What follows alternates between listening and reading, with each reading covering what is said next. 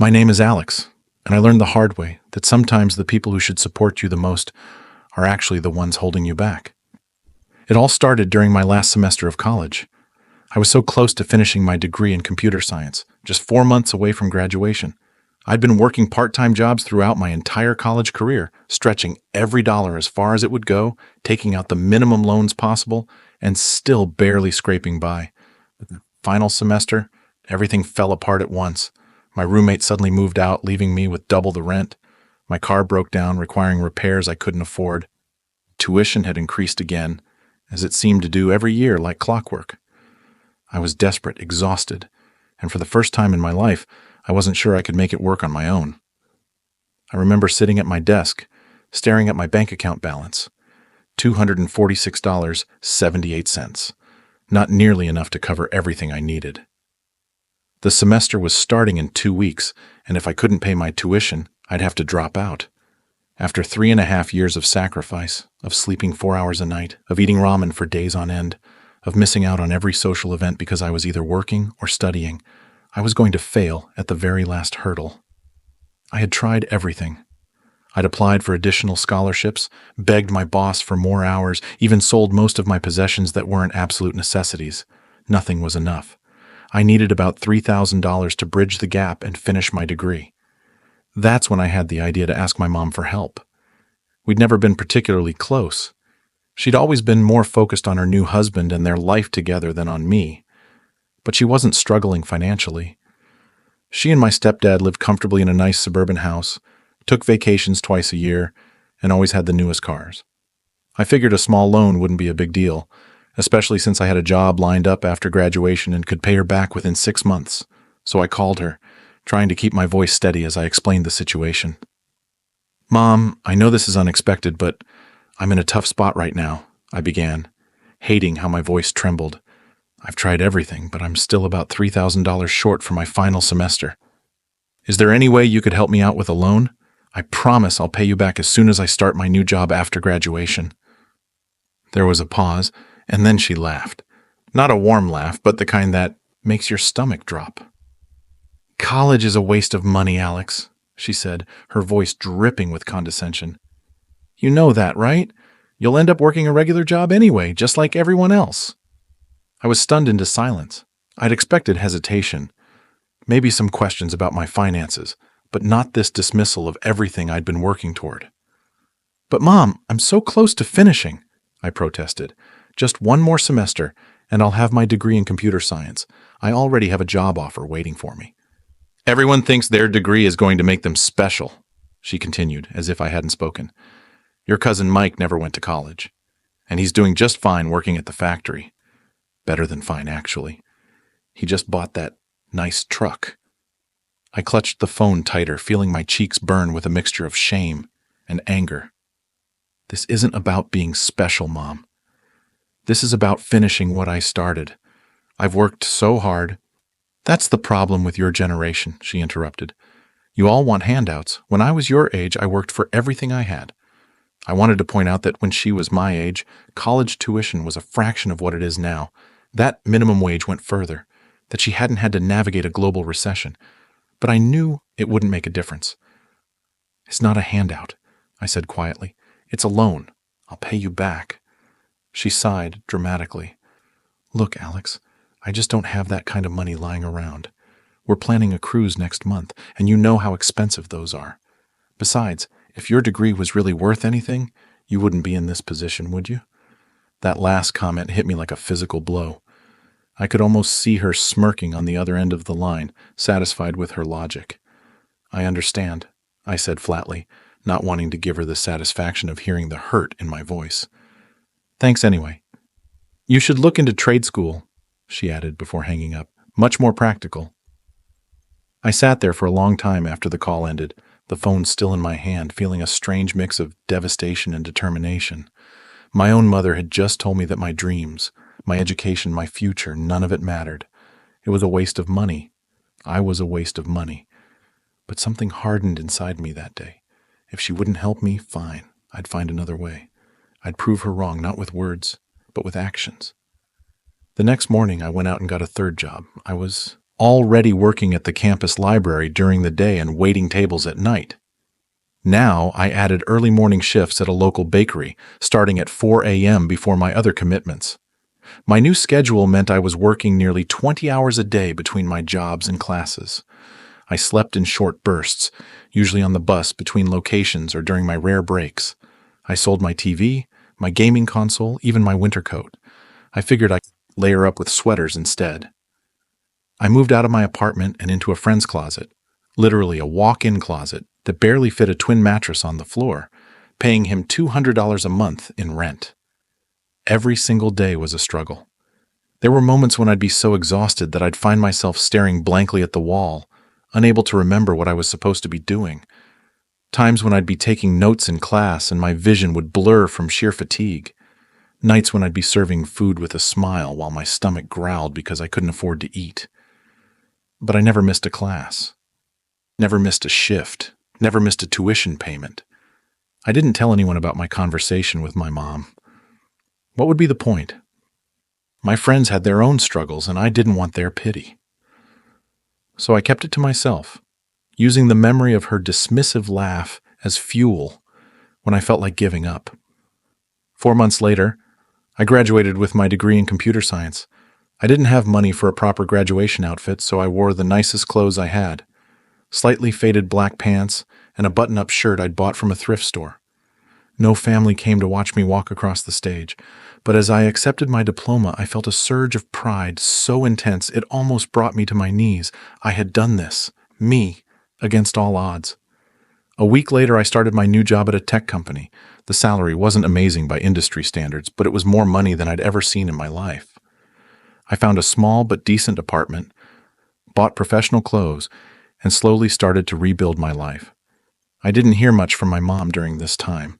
Occasional text messages on birthdays or holidays, nothing of substance. I didn't reach out either. The wound was still too raw.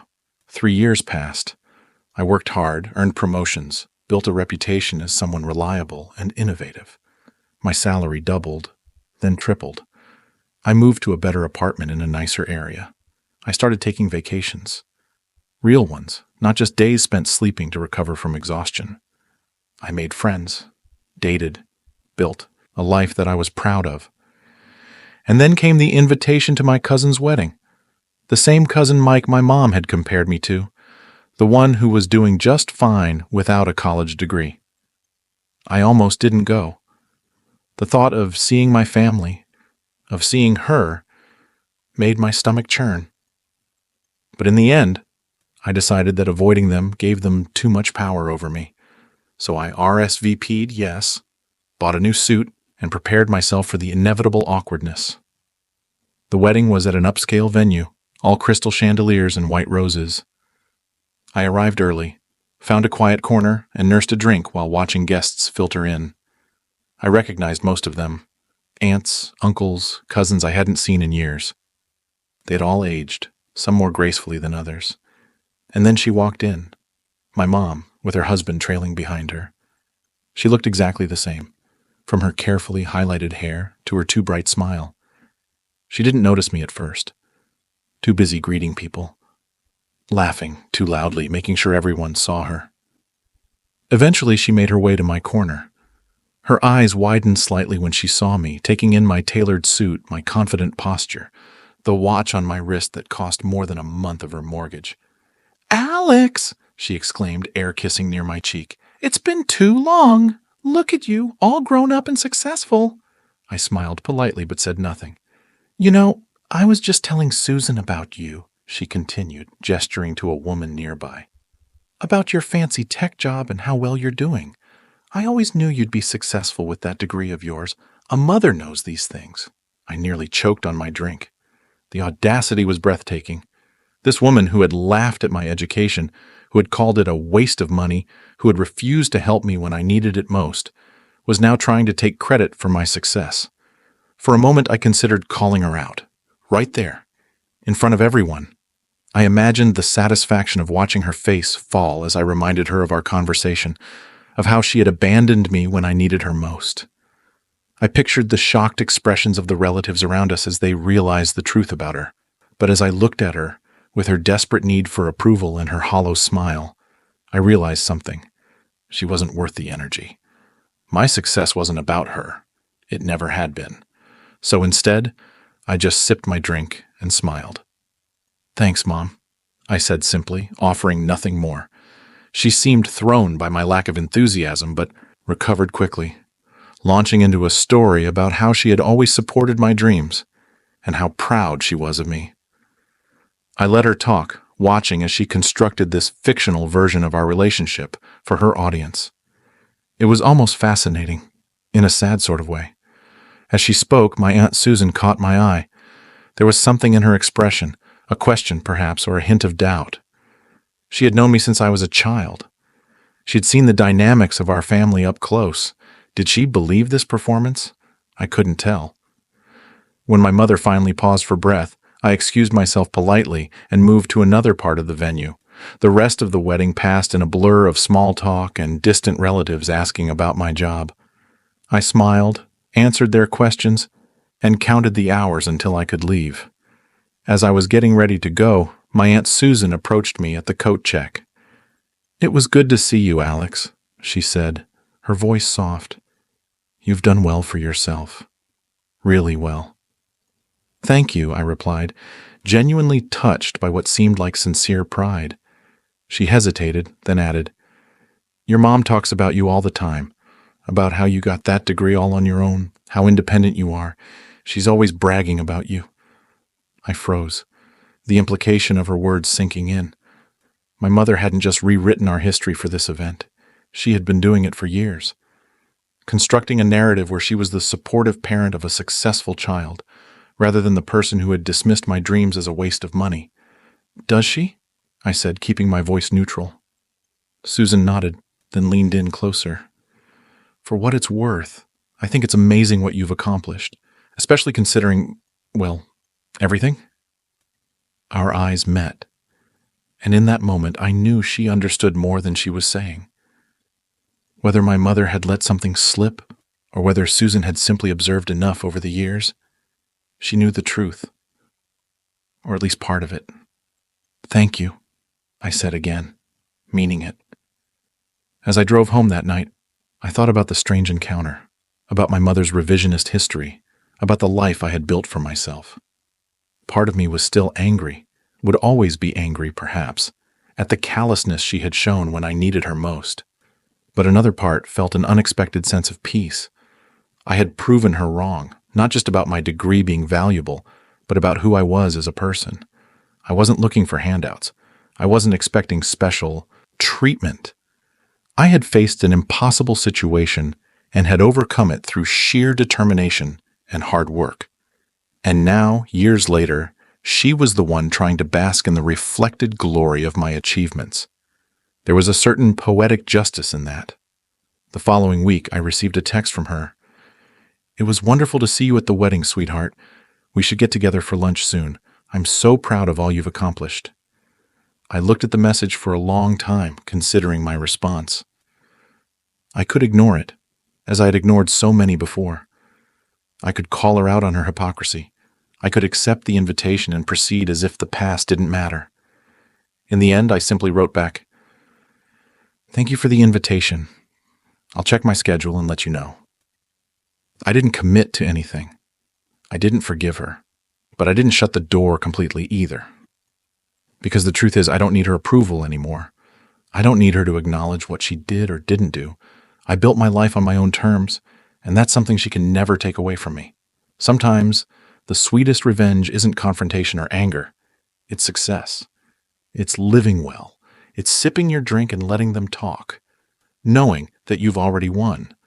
Let me know what you think in the comments below.